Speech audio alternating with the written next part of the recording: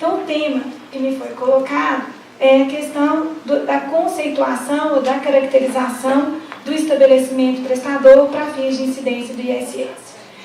Existem milhões de pontos a colocar onde a ISS é devido, se esse critério é correto ou errado, mas nós vamos partir de um começo, que é a Lei Complementar 116 de 2003, que no seu artigo 3º adota um critério misto de conexão entre o fato gerador e o território do município competente para a exigência do tributo. Então, a Lei Complementar adota como regra geral que o ISS é devido no local do estabelecimento prestador. E, como exceções, enumera um rol de 22 exceções em que o ISS é devido no local da efetiva prestação e estabelece exceções em que o ISS é devido no local onde está situado o estabelecimento tomador do serviço, que acontece nos casos de importação dos serviços e nos casos de fornecimento de mão de obra. Então, essa é a situação colocada do ponto de vista do legislador que publica uma lei, se locomove, mobiliza no sentido de se editar a Lei Complementar 116, tentando um pouco romper com a jurisprudência que vinha sendo criada no Supremo, no STJ, desculpa, com relação ao Decreto-Lei 416. Como houve um conflito muito grande, uma dificuldade muito grande de determinação do que seria sede, estabelecimento prestador, local da prestação de serviços, então a Lei Complementar, ao adotar como regra geral que o ISS seria devido no local do estabelecimento prestador, também teve uma preocupação de definir o que seria estabelecimento prestador com a intenção, com o objetivo de que se evitassem novas discussões e novas polêmicas a respeito do que seria essa estrutura chamada de estabelecimento prestador e, a partir dela, geraria incidência do ISS para um determinado município. E aí, no artigo 4º da Lei Complementar 116, está estabelecido que o estabelecimento prestador é o local onde o contribuinte preste serviço de modo permanente ou temporário, constituindo uma unidade econômica ou profissional, cuja denominação enquanto filial, sucursal, sede, fosse irrelevante na identificação dessa estrutura. Então, quando nós pensamos nesse conceito que foi fornecido pela Lei Complementar e tentamos extrair dele uma ideia que pudesse nos nortear no sentido de saber e de conceituar o que é um estabelecimento prestador, nós temos a visão, a possibilidade de interpretação que o estabelecimento prestador seria aquele local onde se reuniria uma estrutura de meios humanos e técnicos voltados para a prestação do serviço. Então, seria necessária uma presença comercial de uma determinada empresa prestadora de serviço, onde, a partir daquele local, ela organizasse instrumentos que permitissem, por meio das pessoas que são os grandes prestadores de serviço e os equipamentos, que ela pudesse executar aquilo que foi contratado. Só que, embora a Lei Complementar tivesse por objetivo estabelecer um conceito e que com isso gerar uma segurança jurídica maior e evitar os questionamentos do que seria ou não estabelecimento prestador, essa expressão, esse conceito adotado, ele está permeado de questionamentos que hoje quem trabalha, quem milita no cotidiano do ISS, se vê às voltas o tempo todo. Então, nós não sabemos com segurança o que é uma unidade econômica ou profissional. Então, no sentido de estabelecer um conceito diante de um fato, de um prestador de serviço, chegar até você e te perguntar: eu tenho um estabelecimento prestador em Belo Horizonte? Então, como responder a ele se ele tem uma unidade econômica ou profissional aqui em Belo Horizonte, no sentido sentido de elencarmos características que seriam capazes de formar uma convicção de que ali, de fato, seria um estabelecimento prestador. Uma outra questão que se coloca é qual que é a autonomia desse estabelecimento. O que esse estabelecimento pode fazer? Qual que seria o limite dessa presença comercial do prestador de serviço? Então, ele pode contratar, ele não pode contratar, ele de fato é uma unidade identificada da matriz que está em outro lugar. Então, qual que é o poder e qual que é a estrutura que esse estabelecimento prestador tem que ter? E aí, nós começamos a deparar com duas ideias que permeiam as características do estabelecimento prestador. O estabelecimento prestador é aquele em que tem a concepção do serviço, é aquele que pensou o serviço, concebeu o serviço, organizou o serviço, ou esse lugar da concepção tem que vir atrelado com a execução. Então, porque muitas vezes, num grande número de casos, o serviço é concebido em um lugar, organizado, estrategicamente, pensado, elaborado, só que a execução se dá em outro lugar. Então, no ponto de vista da execução, não é só uma execução, eu fui um dia e apertei um botão. Eu vou deslocar mão de obra, às vezes que eu contrato no próprio lugar da prestação de serviço, e essas pessoas, eu encaminho equipamentos, e essas pessoas vão executar aquilo que eu concebi em outro lugar. Então, o estabelecimento prestador tem que reunir a concepção e a execução, ou se ali tiver uma estrutura que reúne pessoas e equipamentos de forma a executar aquilo que foi pensado, se isso por si só já configuraria um estabelecimento prestador. E aí surge toda uma polêmica com relação a isso, porque é da realidade, da normalidade dos prestadores de serviço que muitos serviços sejam prestados de forma, às vezes, permanente, não é temporário, são contratos de mais de 10 anos que eles são prestados nas dependências do tomador. Então, se eu estou nas dependências do tomador, eu deixo de ter um estabelecimento prestador nesse local? Eu preciso de ter um contrato de cessão do espaço para que isso possa configurar o meu estabelecimento prestador? Então, vocês estão vendo que uma série de questões que estão ligadas com o dia a dia da prestação de serviço permeiam esse problema da identificação do estabelecimento prestador.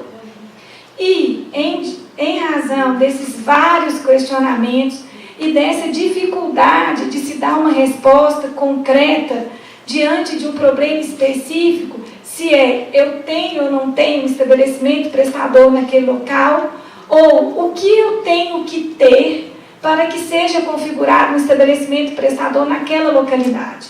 Então, os municípios começaram a legislar e também a emitir opiniões por meios de respostas de consultas, por decisões dos órgãos administrativos, no sentido de fornecer para os contribuintes elementos que pudessem, de alguma forma, guiá-los no sentido de cumprimento das obrigações tributárias.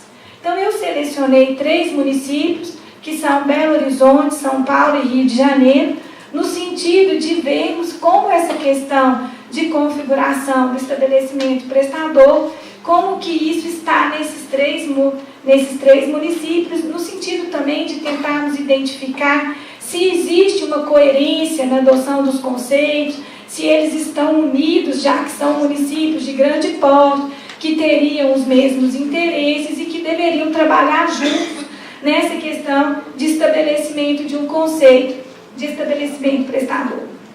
Então, em Belo Horizonte, a Lei 8725, que é a que regula o ISS no município de Belo Horizonte, ela não tem um conceito próprio de estabelecimento prestador. Existe um artigo que é copiado e colado da Lei Complementar 116. Então, hoje, o que o município tem de construção acerca de estabelecimento prestador é fruto de respostas de consulta e de decisões do CART, que é o Conselho Administrativo de Recursos Tributários do município de Belo Horizonte, no sentido de nos fornecer elementos na identificação desse estabelecimento prestador, e eu vou pontuar com vocês essas decisões, tanto em respostas de consulta, como nas decisões do CART. Então, com relação às respostas de consulta, Belo Horizonte tem uma consulta que está muito notável no momento hoje, muito destacada, que é a consulta 019 de 2017, onde, nessa consulta específica, o município se expressa de uma forma muito contundente, no sentido, era uma consulta a respeito se eu tenho ou não tenho, se isso configura ou não um estabelecimento prestador, e o município responde no sentido de que a comprovação da existência de válido e legítimo estabelecimento prestador, com estrutura empresarial organizada hábil e idônea, com a necessária e suficiente autonomia e independência para firmar contratos e para prestar serviços em caráter amplo e geral a toda a coletividade dos referidos municípios, onde são efetivamente levados a efeito para atender a demanda tomadora. Então, traduzindo isso, para que seja configurado o estabelecimento prestador, é necessário que esse estabelecimento tenha poderes suficientes para contratar em nome daquele prestador de serviço. Então, não é uma estrutura sem autonomia, é uma estrutura com autonomia jurídica, porque a ideia de contratação é uma ideia de um reconhecimento jurídico de qual que é a formatação jurídica que esse estabelecimento tem que ter. Então, não basta que ele seja uma mão estendida de um determinado estabelecimento prestador. Na minha opinião, ele não poderia sequer ser uma filial, porque uma filial não tem personalidade jurídica própria. E para contratar, você tem que ter capacidade jurídica. Então, o estabelecimento prestador, diante dessa concepção, não poderia sequer ser uma filial ou uma sucursal, dadas as questões jurídicas que permeiam esses institutos do direito empresarial. Existe uma decisão do CART, no sentido de que o estabelecimento prestador deveria preencher de forma parcial ou total 5 elementos. Esses elementos são muito importantes porque eles também são utilizados na legislação do município no município de São Paulo. Em Contagem também a legislação adota esses mesmos requisitos. E eu queria chamar a atenção que tanto o dispositivo de São Paulo, quanto a decisão do CART aqui em Belo Horizonte, quanto a legislação de Contagem, que é um grande município perto de Belo Horizonte, exige a conjugação parcial ou total. Então, eu pergunto, basta um para configurar o estabelecimento prestador? Ou eu preciso de 2, de 3? Agora, temos que ter cuidado com uma coisa. Basta um para configurar no meu, mas eu vou aceitar que basta um para configurar no outro município? Porque essa é uma questão que nós temos também que acomodar. Se esse é o critério que eu reconheço para identificar que o estabelecimento prestador está no meu município, esse critério também tem que ser aceito quando esse elemento está presente no estabelecimento localizado em outro município. Porque a legislação posta nesse sentido, ela dá segurança jurídica para o contribuinte agir dessa forma. Então, isso que você fala que eu preciso de ter no seu, eu tenho em outro lugar. E você vai respeitar isso no outro lugar? Então, essa é uma questão. Então, quais são esses requisitos? Manutenção de pessoal, material, máquinas, instrumentos e equipamentos próprios ou de terceiros necessários à execução do serviço. Esses atos aqui são atos próprios de execução. Esses não são atos de concepção.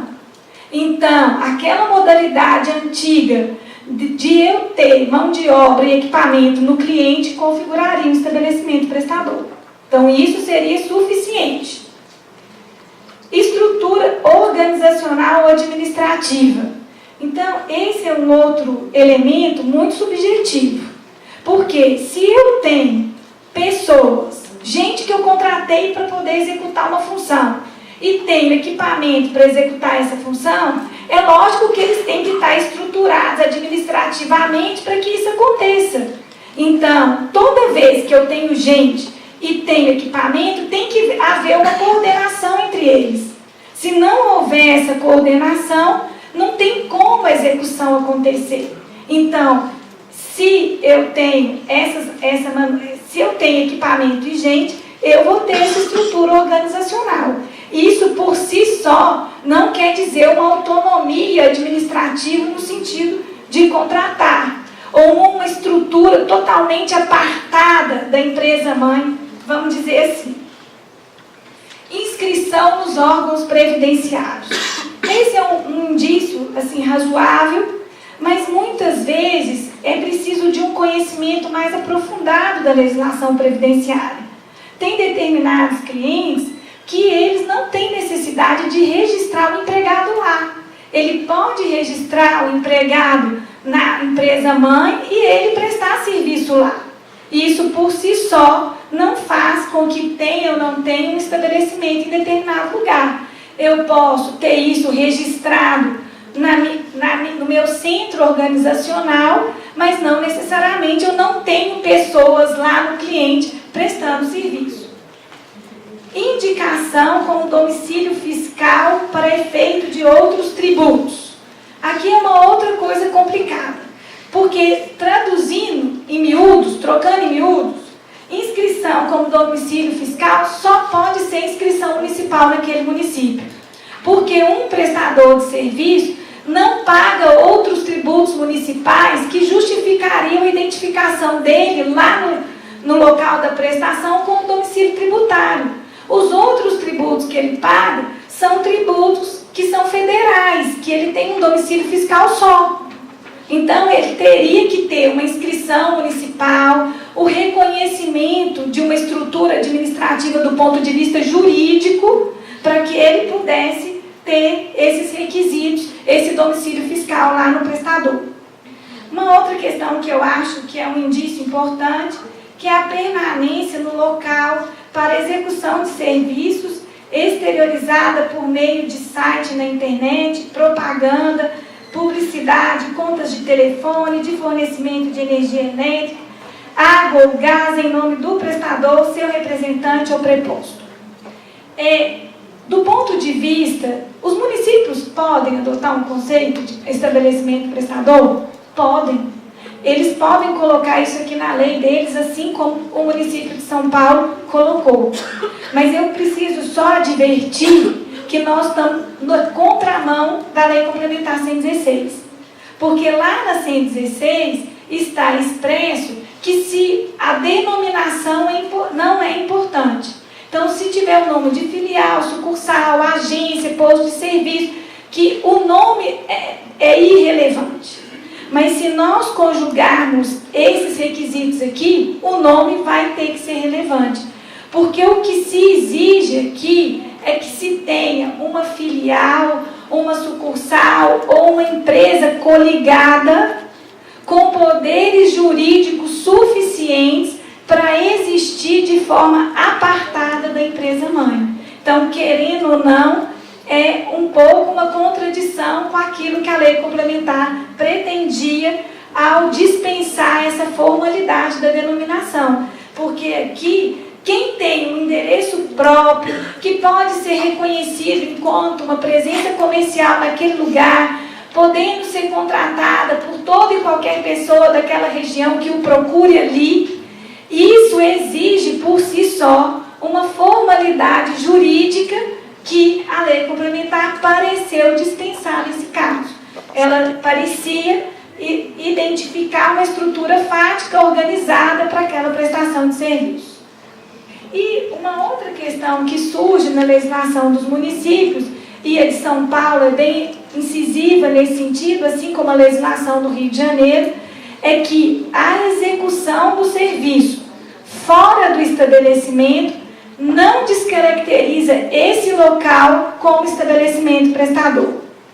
Então, isso existe tanto na legislação de São Paulo quanto na legislação do Rio de Janeiro. E aí, com isso, eu quero deixar também claro que, ao adotar essa medida de que a execução não desconfigura o estabelecimento, nós estamos privilegiando a concepção.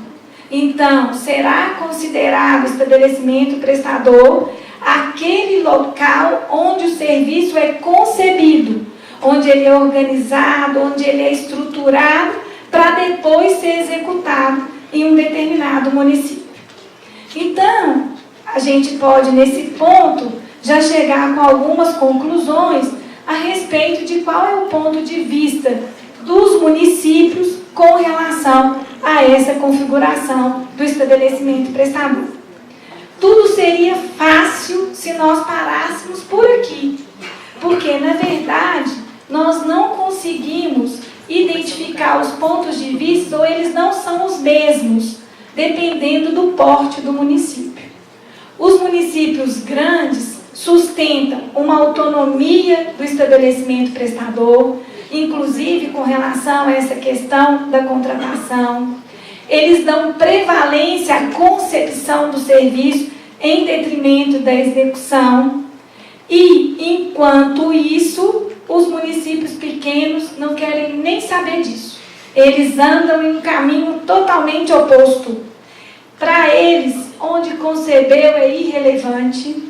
Eles não querem nem saber direito se teve deslocamento de pessoa e equipamento. A grande maioria dos municípios pequenos possui uma regra geral de retenção na fonte sobre os grandes tomadores de serviços.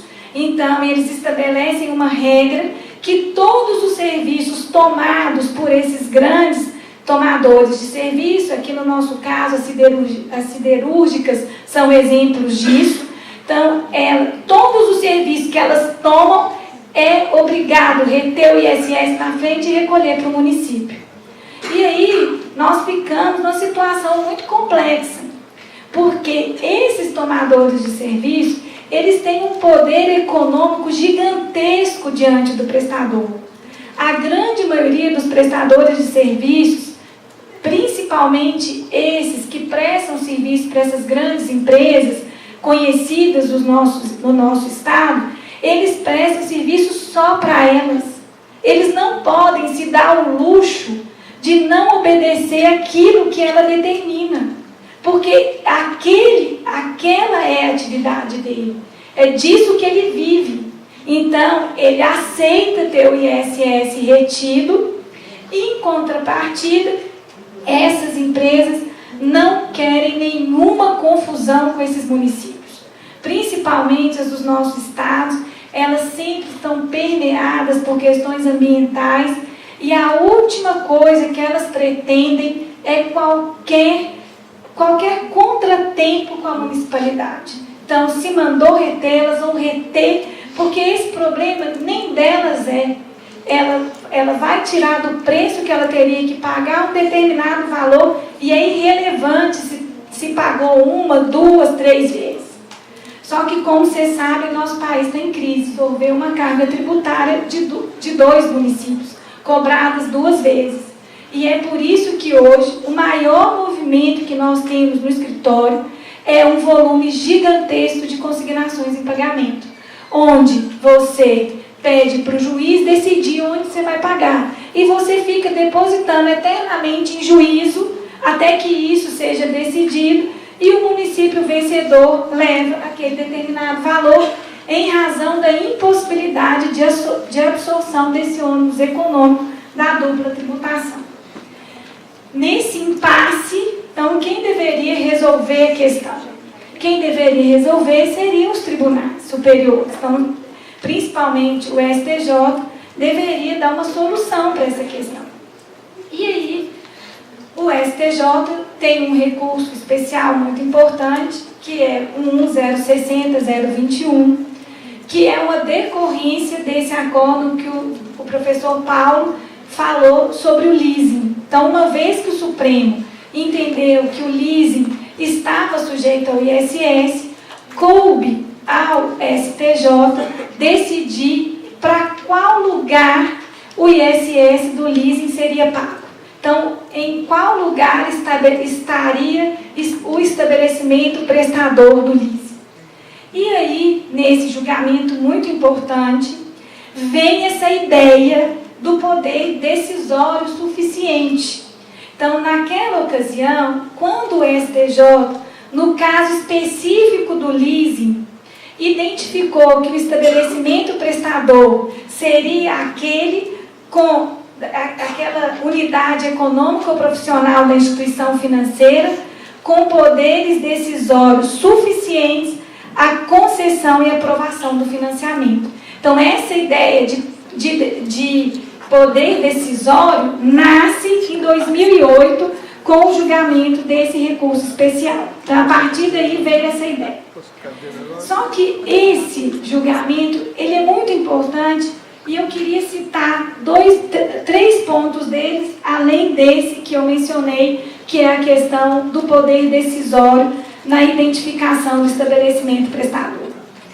O segundo, que é às vezes o que eu critico na jurisprudência, e é o que o professor Paulo, o professor Humberto deixaram bem claro aqui hoje, e eu acredito que o Congresso vai girar em torno disso, o que é uma tristeza, na minha opinião, é que eles, então, aplicaram a regra do estabelecimento prestador, que não seria o local da execução. Mas o voto, na própria emenda, contém a seguinte expressão: o local da prestação do serviço é o do estabelecimento prestador. Mas não é diferente? O estabelecimento e o local da prestação não são coisas diferentes? E aí, essa resposta é dada por eles mesmos, porque nessa emenda existe a expressão que a opção legislativa da Lei Complementar 116 é um potente duto de esvaziamento das finanças dos municípios. Vou repetir. A opção legislativa é um potente duto de esvaziamento das finanças dos municípios periféricos. Ela representa uma descapitalização em favor dos grandes centros. Então, a gente vê que a decisão foi motivada por uma vontade dos ministros, muito bem intencionados, diga-se de passagem, de fazer justiça com relação à arrecadação tributária, adotando critérios que não estão na lei para resolver, para compatibilizar os interesses dos municípios grandes e dos municípios pequenos. Interesses esses que são, talvez, num país, na dimensão do nosso, com as desigualdades entre os municípios, uma missão que eu diria impossível. E, graças a Deus, em decisões recentes, eles fazem essa confusão de local da prestação, mas pelo menos tomam decisões em favor do local do estabelecimento prestador.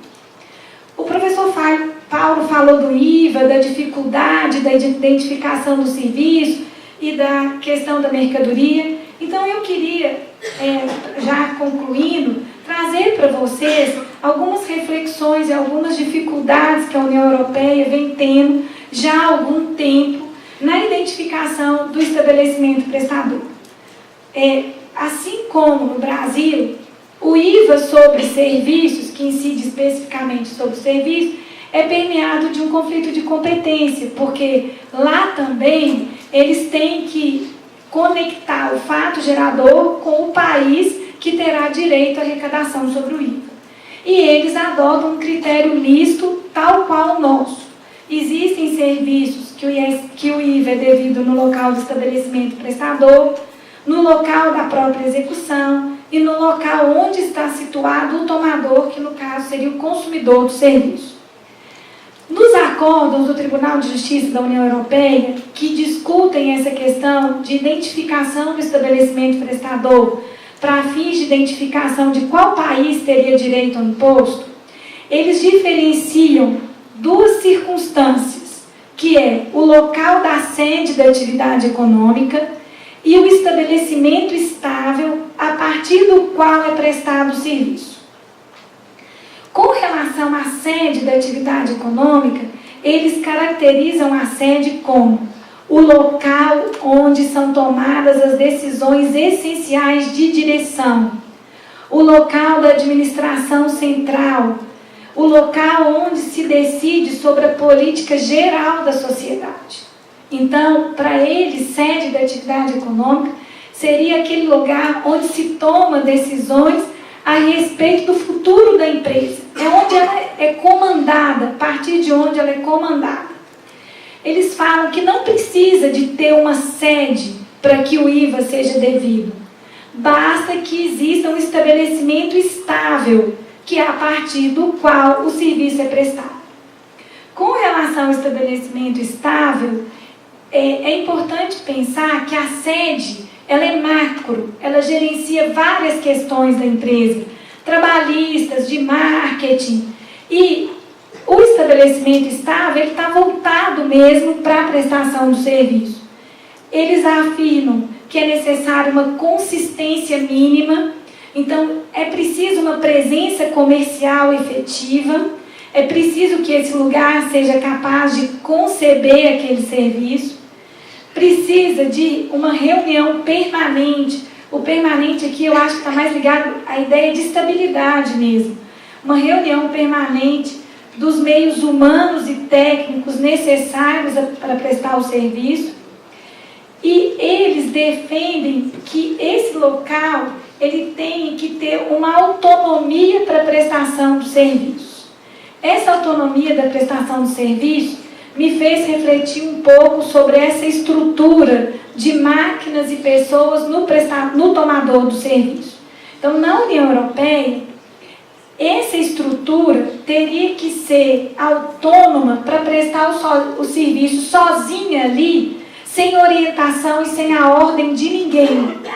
Então, o estabelecimento, esse que reúne os equipamentos e as pessoas em um determinado local, mas que ele sozinho não dá conta de executar aquilo que foi contratado, esse não seria um estabelecimento estável a partir do qual o serviço é prestado. É preciso que esse conjunto de coisas consiga executar aquilo que foi contratado sem a ajuda de ninguém. Então, é importante que o estabelecimento esteja nesse... O estabelecimento prestador tem essa característica que eu não sei se essa característica está ligada necessariamente à conta de luz, telefone, questões previdenciárias. E aí, se a gente pensar entre o IVA e o ISS, nós aqui estamos fazendo confusão com tudo, na minha opinião. Nós estamos confundindo estabelecimento prestador com sede organizacional da atividade econômica, e ora exigimos a sede, ora exigimos estrutura. Nós estamos meio confusos, sem saber se nós queremos o gerenciamento total ou se a mera concepção organizada para prestar aquele serviço. Do mesmo modo que nós queremos a concepção, também queremos a execução, porque a execução tem que ser organizada, senão o serviço não é prestado. Então, essa insegurança que isso faz tem feito com que a gente não tenha clareza quanto a essas características que o estabelecimento prestador teria que ter para a identificação de um estabelecimento prestador, que, na minha opinião, teria que ter a concepção, o estabelecimento prestador teria que reunir essa autonomia administrativa relativa à concepção do serviço que será executado. Seria aquele local onde se decide como que aquele contrato será cumprido, quantas pessoas, de que isso precisa, quantos equipamentos, tem software, não tem software, é onde isso é concebido. E a execução em si seria irrelevante. Só que eu sei que isso não é fácil.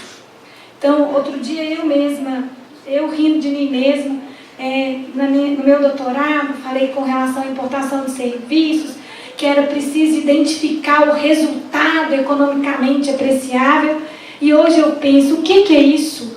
Que resultado é esse? O que tem que acontecer para que eu identifique isso? E eu milito com as empresas e vejo a dificuldade de fazer isso que eu achava que era tão claro e tão fácil. E é em razão dessa dificuldade que é o legislador que fixa os critérios. Ele fixa os critérios considerando essas dificuldades. Tem determinado serviço que a gente não consegue saber que estabelecimento prestador é esse.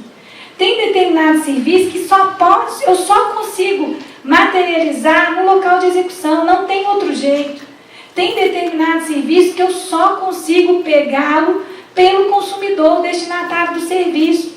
O exemplo disso são os serviços eletrônicos na União Europeia. Eles já se sucumbiram há muitos anos, no sentido de que nós nunca vamos conseguir saber onde está o estabelecimento prestador do Spotify, ou tampouco onde esse serviço é prestado. Nós só vamos conseguir saber quem ouve o Spotify. Então, é por aí que nós vamos tributar esse serviço. E é por isso que, mais uma vez, aqui nós terminamos do mesmo jeito, que é preciso respeitar a vontade do legislador. Então, é o legislador que, assessorado por todas as equipes de fiscalização, e aqui eu tenho visto tanta gente da Secretaria da Fazenda, do Estado, do município, gente que eu conheço, muito competente, que tem uma vida inteira pensando em como solucionar esses problemas. E não pode, com todo respeito ao nosso judiciário, um ministro, no sentido de fazer uma justiça daquilo que ele acha que é certo, tentar alterar e mudar toda a ordem de uma legislação, no caso, uma complementar, que foi muito discutida, que exigiu uma maioria absoluta do Congresso Nacional, e ele entender que ele vai fazer uma justiça maior do que o regime democrático pode nos oferecer. Então, é preciso, mais do que nunca, que nós entendamos e que nós respeitemos a vontade do legislador. É esse o instrumento que a democracia hoje nos oferece.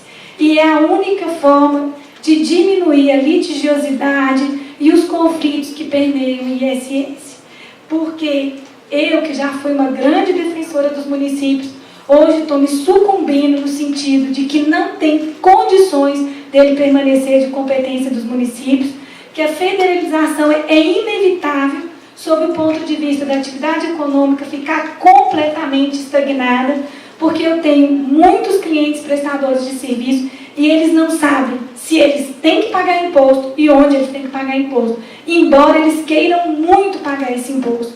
Então, é com isso que eu termino, no sentido de sensibilizar a todos sobre a importância de nós obedecermos os critérios do legislador, no fim de, através da tributação, promovermos o desenvolvimento econômico e criarmos um país melhor para todo mundo. Muito obrigada.